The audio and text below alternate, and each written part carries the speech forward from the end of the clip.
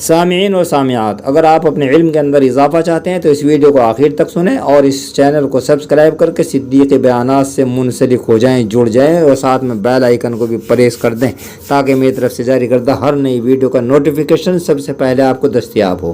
Video پسند آنے کی صورت میں اس کو لائک کر دیں اور بنیت ثواب اس ویڈیو کو اپنے متعلقہ گروپ اور احباب کے ساتھ شیئر کر دیں۔ اس کے علاوہ میری طرف سے جاری کردہ مختصر ویڈیوز آپ جوش اور موج پر بھی سن سکتے ہیں۔ شکریہ۔ السلام علیکم ورحمۃ اللہ وبرکاتہ۔ دعا گو ہوں اللہ تعالیٰ آپ حضرات کو ہمیشہ خوش و خرم رکھے۔ اگر ہو سکے جب آپ اپنے لیے دست دعا دراز کریں اور بارگاہ خداوندی میں گریہ و زاری کریں تو مجھے بھی دعا میں یاد فرما لیں۔ پروردگار عالم میری خواہشات کو پورا فرما دیں، آمین۔ وہ زمانے میں معزز تھے مسلمان ہو کر، ہم خوار ہوئے تارک قرآن ہو کر۔ ناز کیا اس پہ جو بدلا ہے زمانے نے تمہیں، مرد وہ ہیں جو زمانے کو بدل دیتے ہیں۔ اشاعت دین کا اہم مرکز صدیقی بیانات۔ الحمدللہ رب العالمین والعاقبۃ للمتقین والصلاة والسلام علی سید المرسلین محمد النبی الأمی وعلى آلہ واصحابہ وازواجہ وذریاتہ واہل بیتہ اجمعین برحمتک یا ارحم الراحمین۔ اما بعد، اس سے قبل جھوٹ، غیبت اور چغلی کے متعلق ویڈیو جاری کر چکا ہوں۔ اگر آپ سننا چاہتے ہیں تو صدیقی بیانات سرچ کر کے ویڈیو نمبر 130 میں بآسانی سن سکتے ہیں۔ اس کے علاوہ آپ میری طرف سے جاری کردہ دینی ویڈیوز صدیق بیانات کے علاوہ الصدیق دینی چینل پر بھی سن سکتے ہیں۔ اس ویڈیو میں حسد، تکبر اور غصے وغیرہ کے متعلق عرض کر رہا ہوں۔ بہت ہی توجہ کے ساتھ میں سنیں، دیگر احباب کو بھی سنوائیں اور اپنے متعلقہ گروپ اور احباب کے ساتھ شیئر بھی کر دیں تاکہ عند اللہ آپ کو ثواب بھی حاصل ہو جائے۔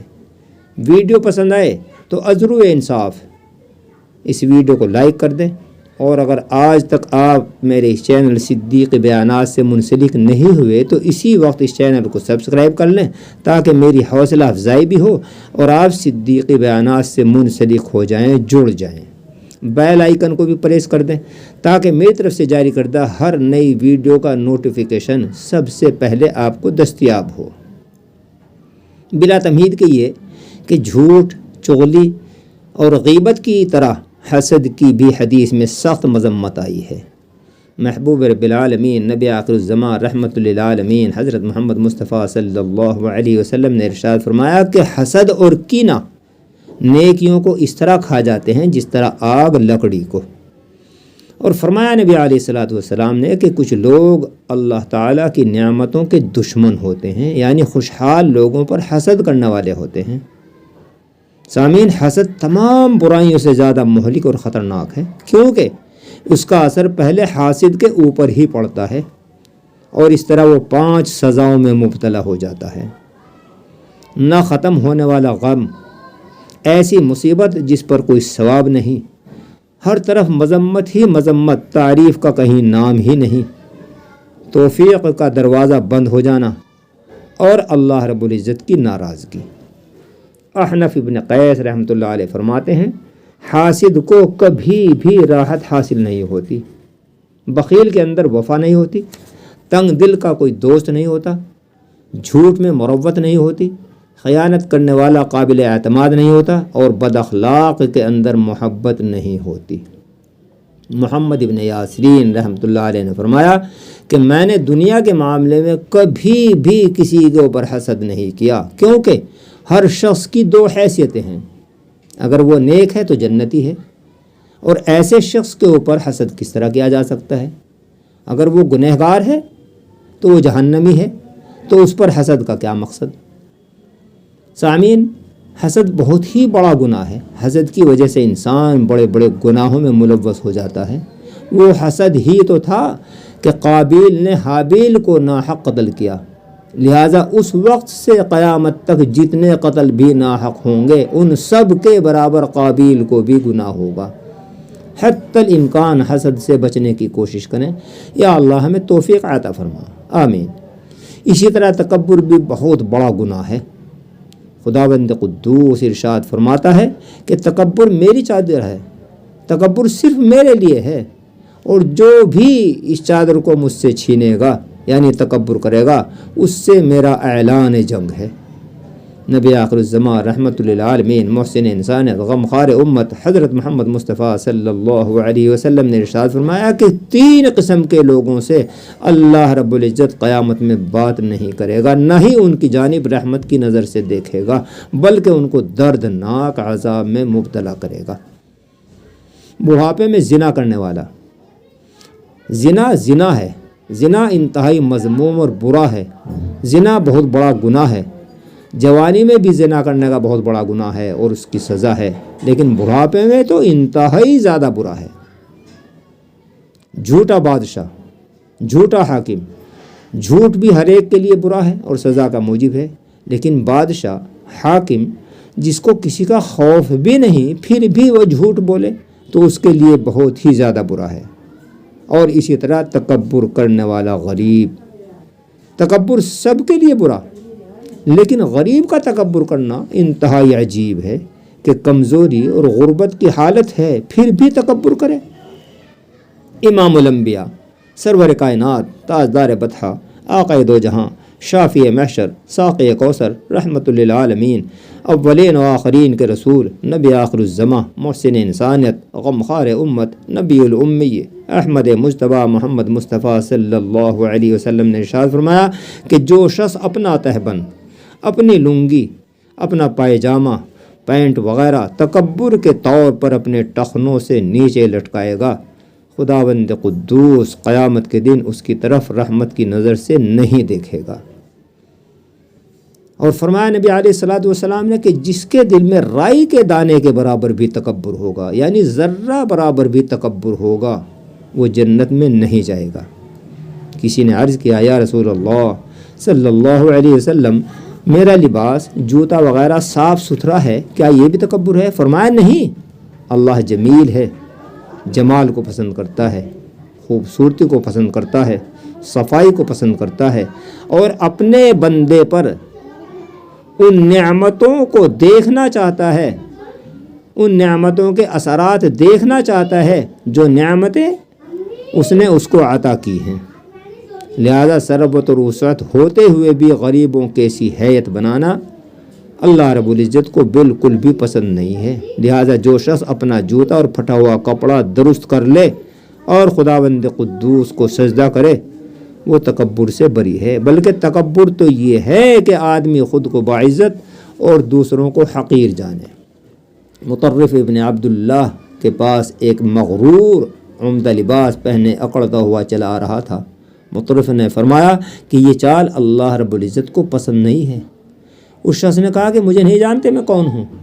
مطرف نے فرمایا کہ خوب جانتا ہوں، اچھی طرح سے پہچانتا ہوں، تو شروع میں گندا نطفہ تھا، اس وقت تو گندگی لادے پھرتا ہے اور آخر میں بدبودار اور مردار بن جائے گا۔ اس شخص نے جب یہ بات سنی فوراً ہی اپنی چال بدل دی۔ محبوب رب العالمین محسن انسانیت حضرت محمد مصطفیٰ صلی اللہ علیہ وسلم نے فرمایا کہ تواضع کرنے والوں کے ساتھ تواضع کرو اور تکبر کرنے والوں کے ساتھ تکبر کرو، تمہارا یہ تکبر متکبرین کے لیے ذلت کا سبب اور تمہارے حق میں صدقہ ہوگا۔ حضرت ابن عمر رضی اللہ تعالیٰ عنہ کے پاس رات میں کوئی مہمان آیا۔ اس وقت آپ چراغ کی روشنی میں کچھ لکھ رہے تھے کہ چراغ گل ہونے لگا۔ مہمان نے کہا میں چراغ درست کر دوں؟ فرمایا کہ نہیں، مہمان سے خدمت لینا بد اخلاقی ہے۔ مہمان نے عرض کیا کہ غلام کہاں ہے؟ آپ نے فرمایا کہ غلام سو رہا ہے۔ مہمان نے کہا کیا میں اس کو جگا دوں؟ حضرت ابن عمر رضی اللہ تعالیٰ عنہما نے فرمایا کہ نہیں، ابھی سویا ہے۔ خود اٹھ کر چراغ میں تیل ڈالا اور اس کو درست کیا۔ مہمان نے عرض کیا کہ میرے ہوتے ہوئے آپ نے تکلیف اٹھائی، اچھا نہیں کیا۔ آپ نے ارشاد فرمایا کہ میں اس وقت بھی ابن عمر تھا اور اس وقت بھی ابن عمر ہوں، میری شان میں کوئی فرق نہیں آیا۔ حضرت سلمان فارسی رضی اللہ عنہ مدینہ کے گورنر تھے۔ ایک مرتبہ کسی شخص نے آپ کو مزدور سمجھ کر آواز دی اور اپنا سامان لے چلنے کو کہا۔ آپ خوشی کے ساتھ اس کا سامان لے کر چل دیے۔ راستے میں لوگ اس حالت کو دیکھ کر حیران اور پریشان ہو گئے، کہنے لگے اللہ امیر المؤمنین پر رحم فرمائے، اور عرض کیا کہ یہ سامان ہم کو دے دیجئے، لیکن آپ ہر ایک سے انکار کرتے ہوئے آگے بڑھتے رہے۔ وہ شخص اپنی غلطی پر نادم ہو کر آپ سے معافی مانگنے لگا اور معذرت کی کہ میں نے آپ کو پہچانا نہیں تھا۔ فرمایا کہ کوئی حرج نہیں، چلتے رہو۔ چنانچہ سامان اس کے گھر پہنچایا۔ وہ شخص اتنا شرمندہ ہوا کہ آئندہ کے لیے عہد کر لیا کہ کسی بھی مزدور سے کام نہیں لوں گا۔ سامعین، دینی معاملہ ہو یا دنیاوی، تکبر سے بہرحال بچنے کی کوشش کریں۔ یا اللہ ہمیں توفیق عطا فرما، آمین۔ غصہ بھی بہت خطرناک چیز ہے۔ غصے کے وقت انسان اپنے حواس بھی کھو بیٹھتا ہے اور ایسے کام کر بیٹھتا ہے کہ غصہ ختم ہونے کے بعد خود اس کو ندامت ہوتی ہے۔ محبوب رب العالمین نبی آخر الزمان تاجدار عرب والعجم حضرت محمد مصطفیٰ صلی اللہ علیہ وسلم نے ارشاد فرمایا کہ جو شخص غصے پر عمل کرنے کی طاقت کے باوجود اس کو ضبط کر لے گا، اللہ تعالیٰ قیامت میں اس کو مکمل رضامندی بخشے گا۔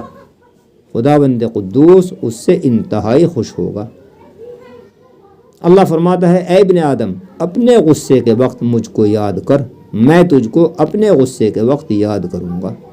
حضرت عمر ابن عبدالعزیز رحمۃ اللہ علیہ نے ایک شرابی کو سزا دینے کے لیے پکڑا، وہ گالی دینے لگا تو اس کو فوراً چھوڑ دیا۔ کسی نے عرض کیا کہ اس نے آپ کو گالی دی ہے اور آپ اس کو چھوڑ رہے ہیں، اس کو تو اور زیادہ سخت سزا دینی چاہیے تھی۔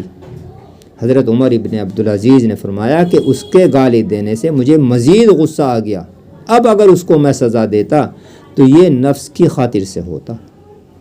ایک مرتبہ امام الانبیاء تاجدار عرب والعجم شافی محشر ساقی کوثر رحمۃ للعالمین احمد مجتبیٰ محمد مصطفیٰ صلی اللہ علیہ وسلم کی موجودگی میں ایک شخص سیدنا حضرت ابوبکر رضی اللہ عنہ کو گالی دے رہا تھا اور آپ دونوں خاموشی سے سنتے رہے، لیکن جب وہ چپ ہو گیا تو حضرت ابوبکر رضی اللہ عنہ جواب دینے لگے۔ نبی علیہ الصلوۃ والسلام فوراً ہی وہاں سے اٹھ کر چلے گئے اور بعد میں دریافت کرنے پر فرمایا کہ جب تک تم خاموش تھے تمہاری طرف سے ایک فرشتہ جواب دے رہا تھا، لیکن تمہارے بولتے ہی وہ فرشتہ چلا گیا اور اس کی جگہ شیطان آ گیا، اس لیے میں اٹھ کر چلا گیا۔ احنف ابن قیس رحمۃ اللہ علیہ سے کسی نے معلوم کیا کہ انسانیت کیا ہے؟ فرمایا کہ دولت اور ثروت ہوتے ہوئے تواضع کرنا، بدلہ لینے کی طاقت کے باوجود معاف کر دینا، بغیر احسان جتائے لوگوں کی مدد کرنا، اور غصے کے وقت جلد بازی کی بجائے صبر کرنا۔ سیدنا حضرت موسیٰ علیہ السلام کے پاس ایک مرتبہ شیطان علیہ اللعنہ آیا اور کہا کہ اے موسیٰ، آپ اللہ کے منتخب رسول اور کلیم اللہ ہیں، میں توبہ کرنا چاہتا ہوں، لہٰذا آپ بارگاہ خداوندی میں میرے لیے سفارش کر دیں۔ حضرت موسیٰ علیہ السلام دل ہی دل میں بہت خوش ہوئے، پھولے نہ سمائے کہ اگر ابلیس نے توبہ کر لی تو دنیا میں گناہوں کا جھگڑا ہی ختم ہو جائے گا، نافرمانیاں ہی ختم ہو جائیں گی۔ فوراً وضو کیا، نماز پڑھی اور دعا میں مشغول ہو گئے۔ اللہ رب العزت نے فرمایا کہ موسیٰ، ابلیس جھوٹا ہے، وہ توبہ نہیں کرے گا بلکہ آپ کو دھوکہ دے رہا ہے۔ حضرت موسیٰ علیہ السلام اصرار کرنے لگے تو خداوند قدوس نے فرمایا کہ اچھا، ابلیس سے کہو کہ وہ آدم کی قبر کو سجدہ کر لے، ہم اس کی توبہ قبول کر لیں گے۔ حضرت موسیٰ علیہ السلام بہت خوش ہوئے کہ ابلیس اس معمولی سی شرط کو تو مان ہی لے گا اور اس کی توبہ قبول ہو جائے گی۔ چنانچہ شیطان کو اللہ رب العزت کا پیغام سنایا تو وہ یہ سن کر آگ بگولا ہو گیا اور کہنے لگا کہ جس کو زندہ حالت میں میں نے سجدہ نہیں کیا، مردہ حالت میں اس کو سجدہ کیسے کر سکتا ہوں؟ لیکن اے موسیٰ، آپ نے اللہ کی بارگاہ میں میری سفارش کی ہے، میرے اوپر احسان فرمایا ہے، لہذا اس شکریہ میں 3 باتیں آپ کو بتلاتا ہوں۔ 3 حالتوں میں مجھ سے ہوشیار رہیے گا۔ انسان جب غصے کی حالت میں ہوتا ہے تو میں اس کے دل میں موجود ہوتا ہوں اور خون کی طرح رگوں میں دوڑتا پھرتا ہوں۔ میدان جہاد میں مجاہد کے دل کو بیوی بچوں اور مال و دولت کی طرف مائل کرتا ہوں تاکہ ان کی محبت میں پھنس کر یہاں سے فرار ہو جائے۔ اور اسی طرح جب کوئی مرد غیر محرم عورت کے ساتھ تنہائی میں ہوتا ہے تو میں دونوں کا قاصد بن کر دونوں کے دلوں کو ایک دوسرے کی طرف مائل کرنے میں لگا رہتا ہوں جب تک کہ میں اپنے مقصد کو نہ پالوں، یعنی وہ دونوں گناہ میں ملوث نہ ہو جائیں۔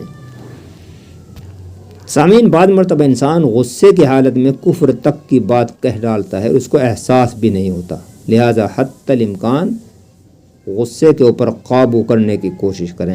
یا اللہ ہمیں توفیق عطا فرما، آمین۔ آخر میں ہنسنے اور ہنسانے کے متعلق بھی سن لیجئے۔ رحمت للعالمین نبی آخر الزماں تاجدار عرب والعجم احمد مجتبیٰ محمد مصطفیٰ صلی اللہ علیہ وسلم نے فرمایا کہ اس شخص کے لیے ہلاکت اور بربادی ہے جو جھوٹی باتیں بنا کر دوسروں کو ہنسائے، اور فرمایا کہ کم ہنسا کرو، زیادہ ہنسنا دل کو مردہ کر دیتا ہے۔ سیدنا حضرت عمر رضی اللہ تعالیٰ عنہ فرماتے ہیں کہ جو زیادہ ہنستا ہے اس کی ہیبت کم ہو جاتی ہے۔